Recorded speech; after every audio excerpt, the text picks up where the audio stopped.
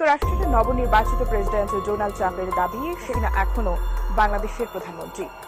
মুখে আওয়ামী লীগ সরকার পতনের পর মহলে শুরু হয় আলোচনা।